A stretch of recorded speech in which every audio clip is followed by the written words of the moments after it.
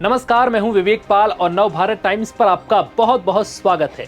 बिहार विधानसभा चुनाव को लेकर बीजेपी ने 12 उम्मीदवारों की अपनी दूसरी लिस्ट जारी कर दी है। इस लिस्ट में सबसे पहला नाम 25 साल की मशहूर लोक गायिका मैथिली ठाकुर का है, जो बीजेपी के टिकट पर अलीनगर विधानसभा सीट से चुनाव लड़ेंगी।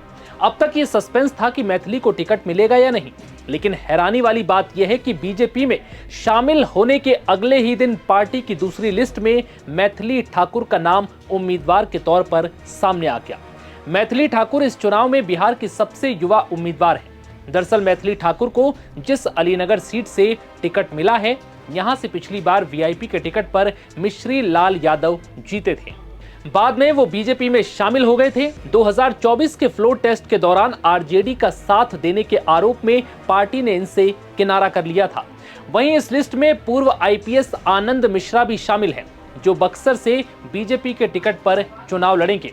आनंद मिश्रा लोकसभा चुनाव लड़ने के लिए आईपीएस की नौकरी छोड़कर आए थे। उस वक्त बीजेपी ने इन्हें टिकट नहीं दिया था।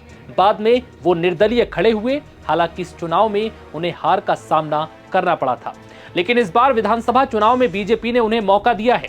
वहीं पटना जिले की बाढ़ विधानसभा से बीजेपी ने सिटिंग विधायक ज्ञानेंद्र सिंह ज्ञानू का टिकट काट दिया है, जो कभी नीतीश कुमार के करीबी माने जाते थे। 2024 में एनडीए सरकार में मंत्री नहीं बनने के बाद उन्होंने अपनी ही पार्टी की आलोचना की थी।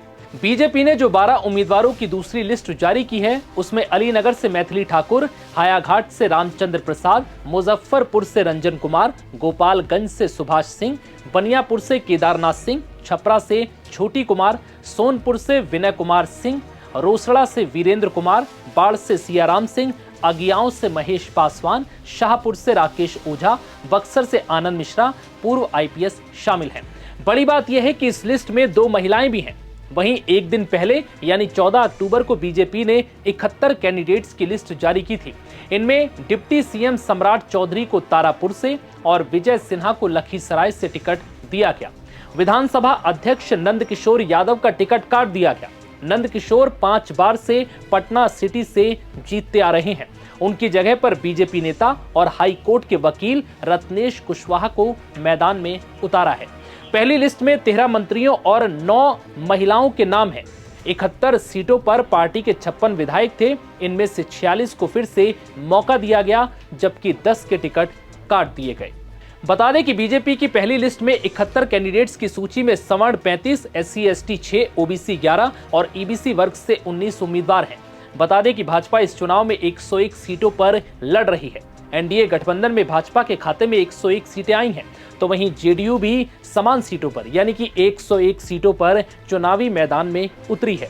इसके अलावा चिराग पासवान की पार्टी को 29 सीटें मिली हैं और 6 सीटें उपेंद्र कुशवाहा और जीतन राम मांझी की पार्टी को दी गई।